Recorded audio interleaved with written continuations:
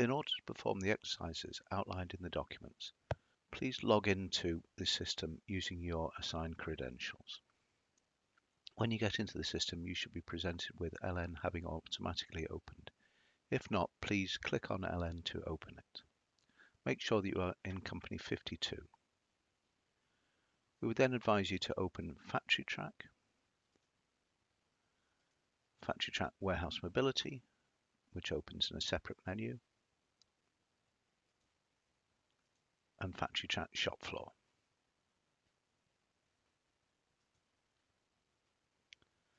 Next, if we go back to LN, let's just set up some data that we need in order to support this. What we've done is we have created a number of different key pieces of information that need to be followed if Factory Track is to work successfully. We've created some procedures, some warehousing procedures. We've got FT1, which is the procedure we use for receiving, where we have warehouse receipt, generate inbound advice, and put away inbound advice, all set as manual steps. No other steps are required. For inspection, we have FT2, which has no inspection steps at all. For FT3, for outbounding, we have generate outbound and release outbound as manual steps. And for FT4, the shipping procedure, we just have the freeze and confirm shipment as a manual step. In addition to this, we have some order types that we've set up. So we have FTR, which is the receipt, which uses FT1 and FT2.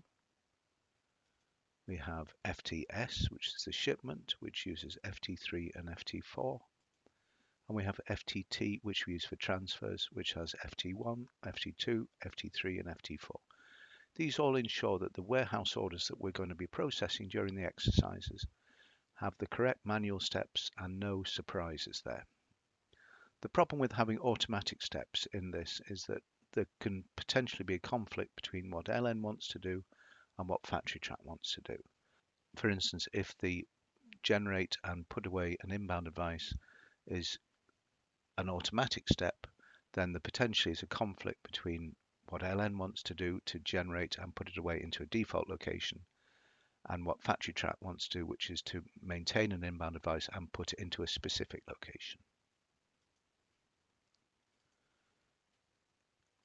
We've set up some standard base data which we're going to use as the basis for all of the exercises.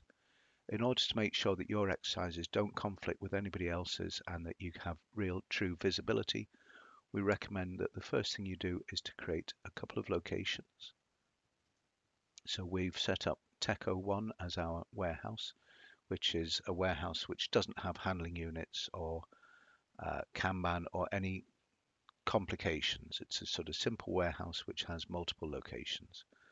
And we'd advise you to create a couple of locations. In this case, I'm just going to create D001, which is my location, my bulk location, in fact. So I'm creating that as a bulk location, multi-items and multi-lot by item. And then I'm going to create D101, which is my pick location. So this is a pick location, again, multi-item, multi-lot per item. The exercises we're going to perform are to receive in some purchased items, put them away, transfer them within the warehouse, issue them to a production order, report production against the production order, capture time against the production order, issue them to a sales order, and finally release the outbound and ship the sales order. So in order to do this, we need to create a series of orders.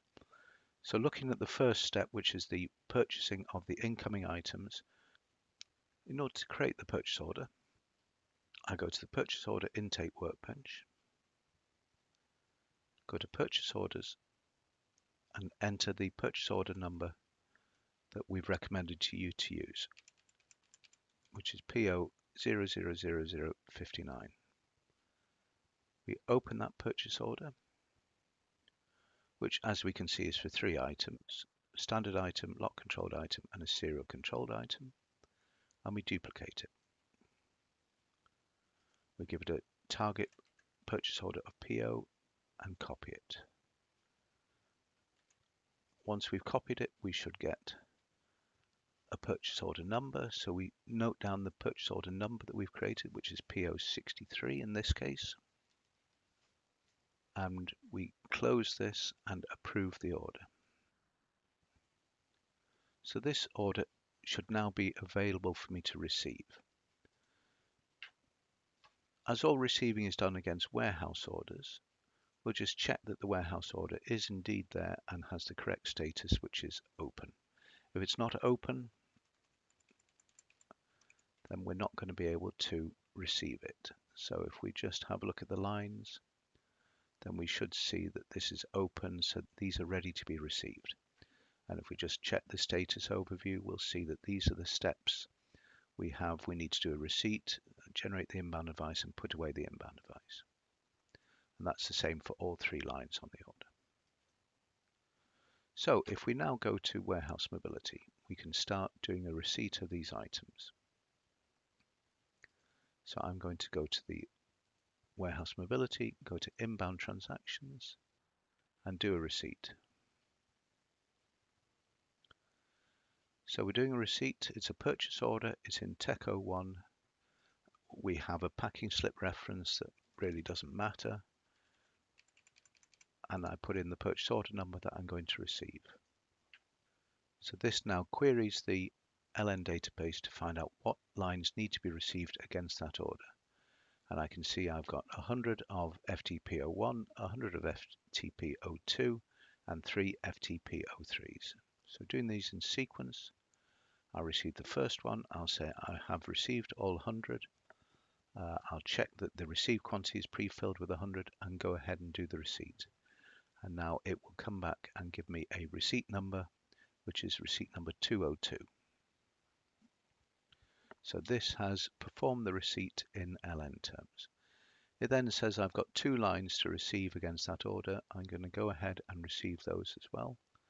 So 100, again, I'm receiving 100 against this. In this case, it's a lot controlled item, so I get an extra field. I can either manually enter a lot number or I can get the system to generate me a lot number. And again, this comes back with a receipt number, which in this case is 203. Finally, I've got the 3 serial numbers to receive. I can either manually enter the serial numbers or get the system to generate the serial numbers. So in this case, I've got RC204. So now if we go back to LN, if we look at this particular warehouse order, if we look at these steps, if we look at the statuses, then we should see that for each of these, they've been received. Not yet, we haven't yet inbounded or put away the inbound advice. And if we go and have a look at the receipts overviews, then we should be able to see there these RC202, 203, and 204. So 202 shows me I've received 100 of these. 203 shows me I've received 100 of those.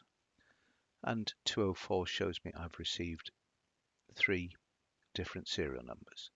And if we go to the item identification, I can see that they are SER 10, 11, and 12. Similarly, if I go back to the previous receipt, I can see there that that created me lot 00003. This was the lot it created automatically for me for the lot controlled item and the serial numbers that it created for me for the serial controlled items. In both cases, I could have manually entered the lot number or the serial numbers if I'd wanted to. So now if I go back to factory track warehouse mobility, now if I go back, I can do a put away. We can configure the put away to work in many ways, but in this case, we've actually got it configured to be based on the receipt number. So if I scan in the receipt number of the first one, click on next, and this shows me what I'm going to do, and I'm going to put these into my standard bulk location, which is D001. I'm going to put all 100 in there. I could have put some of them, but I've put all of them in there. repeat the exercise for 203. So here it tells me the lot number I'm putting it in. I'm going to put it into D001.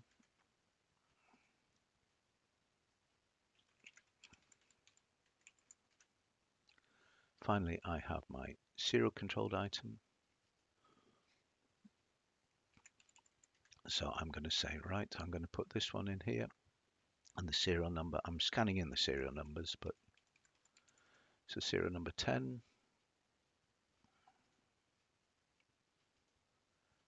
Again, this one's going into D001 as well. So this is serial number 11.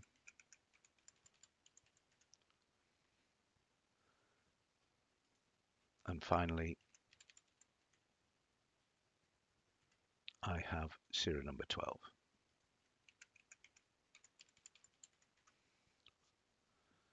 So if we now go back into LN and have a look at these warehouse order steps now, if we look at the status overview, then we'll see now that we have done a warehouse receipt, we've done the inbound device, and we've put away the inbound device.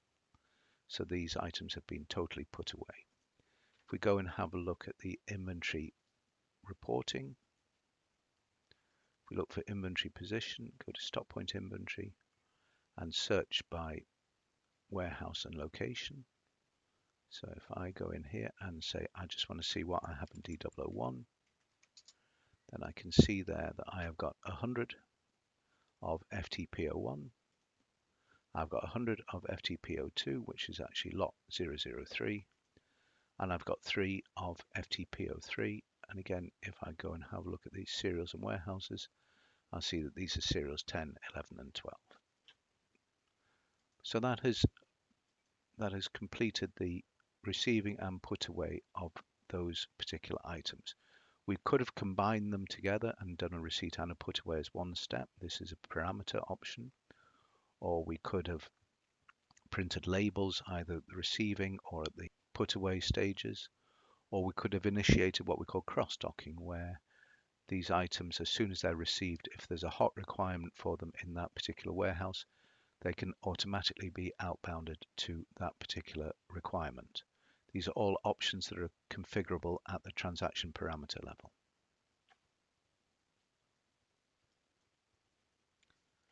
The next step is to move the inventory that we've just received from one location to another. In this case, we're doing it within the same warehouse, but it is equally applicable to move it between warehouses. If we go back to factory trap, first of all, what I want to check is I want to check what warehouse order type is generated by a transfer. So if I go to the parameters, if I go to transaction set maintenance and select inventory transfer, then I can check that the default order type for the transaction is indeed FTT, which is the warehouse order type we set up. It is critical that this is set up correctly or the transfer will not work. So if I go to warehouse mobility now and go back to the menu, go to the inventory menu and select inventory transfer. First of all, I'm going to move FTP01. I'm going to move it from D001, which is my bulk location. I'm going to move all 100 to Tech01, which is my warehouse. I'm going to move it to my pick location, D101. So behind the scenes, this will create me a transfer order and perform all the steps. So it's outbounded it, it's shipped it, it's received it, and it's put it away. FTP02, again, I'm moving it from D lot 3 it is. And I'll enter this, Tech01 and D101. Again, this transfers this. Finally, I'm going to transfer over my 3 serial numbers.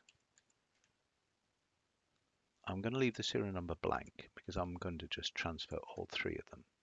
So it tells me I have 3 there. I'm going to move all 3 of those.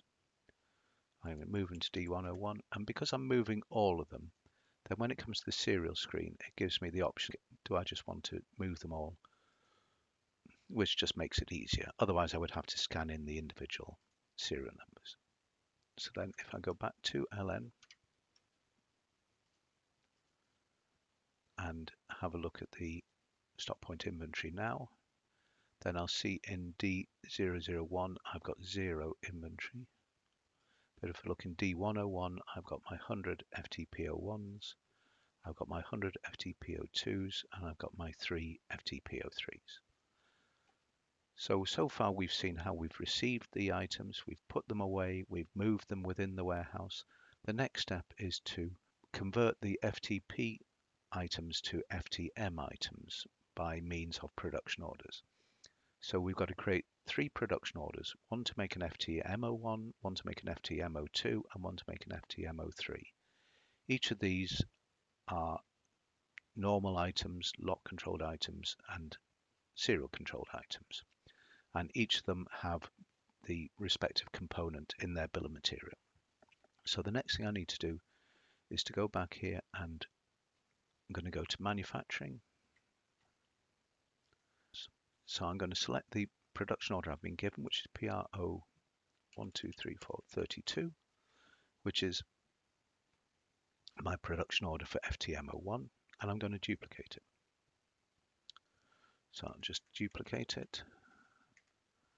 I'll just change the date so that it's today. And we can see this has got one operation in work center WC0002 and one material which is for an FTP01. So I'm going to make 100 of these. I'm going to need 100 FTP01s. So I'm going to create the order, and I'm going to release the order. And for production orders, there's one more step you need to do in order to, before you can issue the material. So what I need to do is, so this order number is PR39. So let's select my new order. What I need to do is I need to go to Actions, Materials, Initiate Inventory Issue, and Initiate it. I need to do this to make sure that the component can be issued to this order. Until we initiate the inventory issue, you cannot issue the component. So I now need to repeat the other items. So I've got PR33. I'm going to duplicate this. So this is to make 100 FTM01s.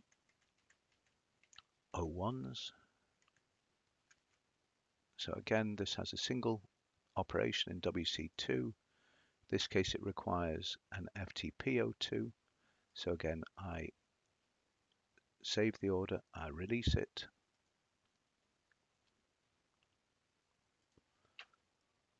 And I note down the number, which was PR012340. And I go and Action, Materials, Initiate Inventory Issue, Initiate. Again, this ensures that these orders are all ready to go.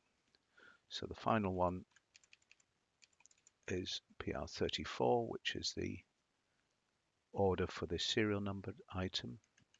So again, I'm just making 3 in this case. And again, it has a single operation and a single material. So I save that, release the order, close it. So now this is PR41. So again, if I go to Actions, Materials, Initiate Inventory, and this time because it's serial controlled, I need to have both of those selected. As this item is serial controlled and we have the option to generate serial numbers at time of release, at this point we need to capture the serial numbers. So if we go to References, End Item, Serial Numbers, here we see the serial numbers that were created, which is SERM 10, 11, and 12. So now if I go back to my warehousing orders and I look for the JSC production orders, then I should see at the bottom my PR39, the receipts and the issues, the receipts and the issues, the receipts and the issues. And if we look at them, then we should see that they actually have a status of open, which is crucial. The issue has a status of open. The actual receipt of it is only planned at this point, but that doesn't matter. So the issued types are all have a status of open, which means that the components can be issued to those orders. So now I'm going to go back to factory track. And the first thing I need to do is I can close this, but I'm going to run a shop floor transaction, which is called load orders from ERP. So when I run this, so load orders from ERP, I'm only going to do it for production orders in a 30-day window, sort of prior and in the future. This ensures that all the orders are copied down to factory track, and it should include my 3 new orders. So now if I go back to the shop floor module, then I'm going to log in. Now I have to log in with an operator number, which is CS2, which is an employee that's set up in LN. And I'm going to scroll down here and find my orders. So my orders were 39, 40 and 41. And if I want to, I can use a filter just to pick out 39 easily. And what I will do first of all is I will issue the material. So if I just click anywhere on this, then I can see a summary of what's going on with this particular order.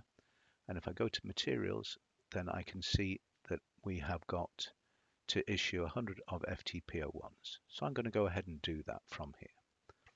So I'm going to select my pick location, which is D101, and I'm going to issue all 100. I issue it, and in LN terms, what this is doing is this is generated me it's maintained an outbound advice, and it's released the outbound advice. So now it's fully issued. If I go back to the order, it's now ready to start. Whereas previously, if we look at the other orders, then we'll see that the others still need more materials because we haven't issued everything. But this one is now ready to start. I'm just going to change the time to 8 o'clock. So I'm going to go down to my job 39 and I'm going to start it at 8 o'clock. I'm not going to enter a machine or it's not set up time. So I'm now going to imagine I've spent an hour working on this. It's now 9 o'clock and I'm going to report 100 have been completed. So when I create 100 there, I'm going to put them into my bulk location and I'm going to report them complete.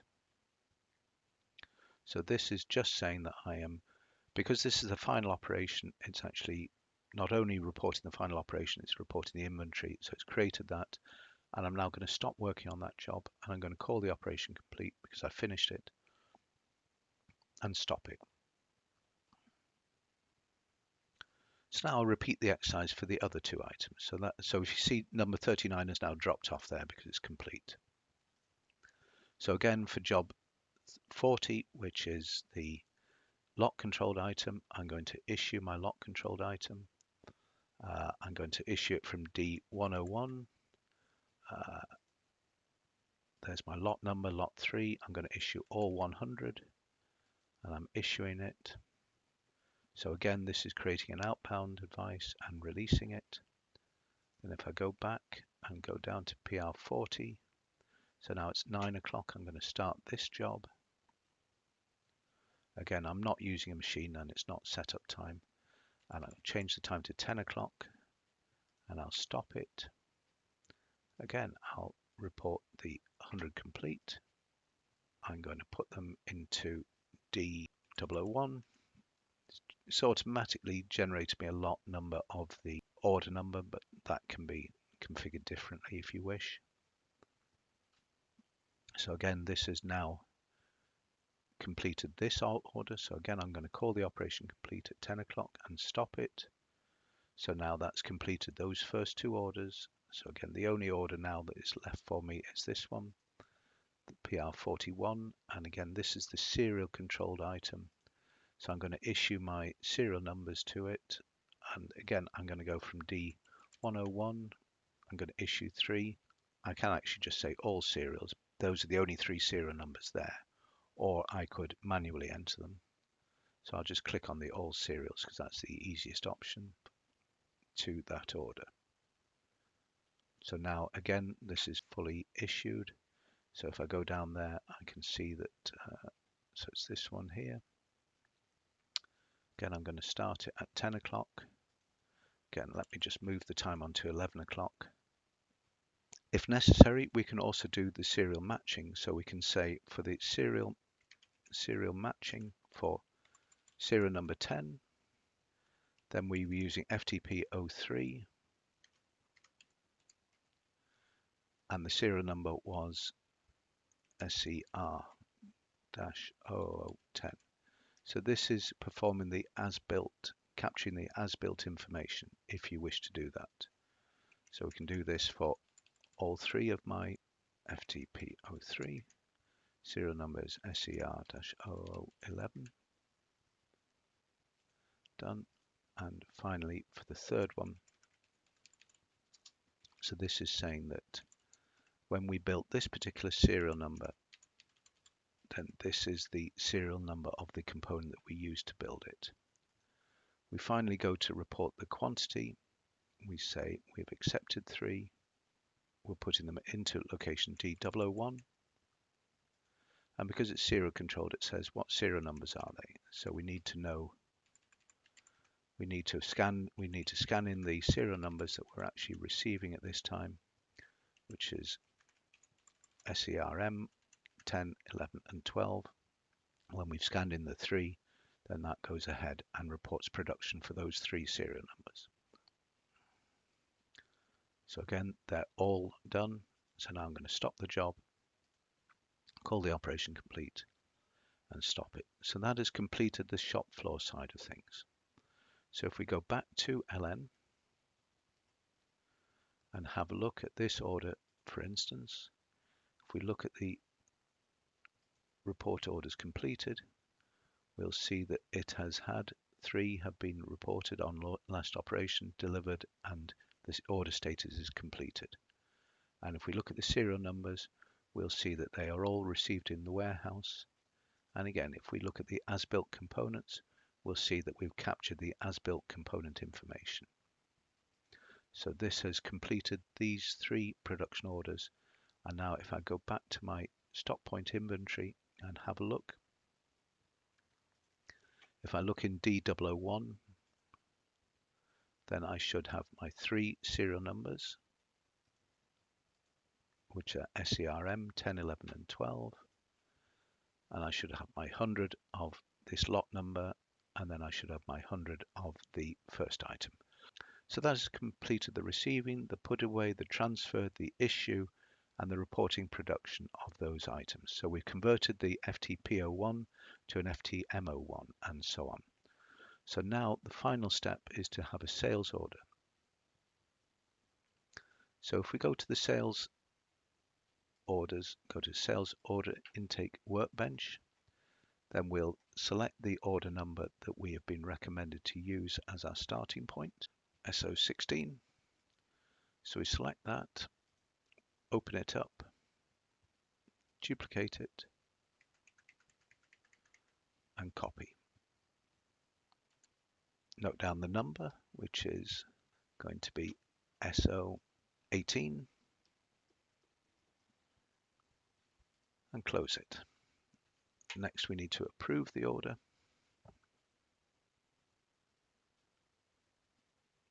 And then if we just go back to the warehouse order, we should check that that order exists and is in the right status. So SO34518. So if we look at it, we should see it has a status of open. And again, if we look at the order steps for this, we should see it has a generate outbound advice, release outbound advice, and freeze and confirm the shipment, all as manual steps. So if we now go back to warehouse mobility, if we go back to warehouse mobility, go back to the menu and go to the outbounding steps now. So we're going to go to allocate release. We could use the picking transaction, but in this case we haven't generated an outbound advice. So if we have an outbound advice, we'd use picking. If we haven't, we use allocate release. So in this case, we say, here's my order number. Go and find me any lines which need to be picked. And I can see I need to pick 100 of these, 100 of these, and 3 of those. So I'll select the first one and it says, right, you've got 100 of these in D001. That sounds fine. So we confirm that we are picking them from the right location, and we confirm that we're picking 100, and we submit. Similarly, we do the same for the next line. In this case, we've got two different locations for this, but we're going to use our D001 location. So again, we scan the item to confirm that we're picking the right item. We scan the location, and it's configured that we need to scan the lot number as well. These are all parameters that can be set to decide how secure you want to make these or how much you just want to assume they're correct. And similarly, for the last item, we have FTM03. Again, we're going to pick them from D001, submit, and again, they're the only three serial numbers there, so I can just say yes to that, and that will assume that it's the three serial numbers that we created. So that's completed the picking step. So if we go back into LN and have a look at those warehouse orders. So it's this one here, so SO18. If we actually have a look at it and look at each of these lines, then we'll have a look at the outbound advice. We'll see that it has advised us 100 of those, and 3 of those. And if we look at them in detail, we'll see that we've got the serial number there, serial number 10, 11, and 12. In this case, when we were doing the allocate release transaction, we weren't releasing the outbound as we went along. That's configurable. So in order to release the outbound and create the shipment, we actually need to go to the release outbound transaction. So we go to release outbound transaction and we scan in our order number and process. So this releases the outbound advice that we created for those 3 lines, and that is now complete. So the final step is to go to the shipment handling. We know what our order number is, and it will tell us what the shipment is. If the order number related to multiple shipments, then we couldn't use this. But in this case, we got a single shipment. We're saying yes, we want to freeze it, and yes, we want to confirm it.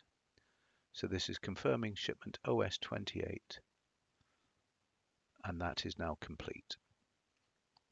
So this has completed the exercise where we bought in our raw material, we've received it, we've put it away, we've transferred it, then we've issued it to a production order where it was converted into something else. Then we reported production on the manufactured items, put them back into stock, issued them to a sales order. We've then released the outbound for the sales order and confirmed the shipment. So those items have been converted from their originals to their end items and have been sold to the customer. This concludes this exercise.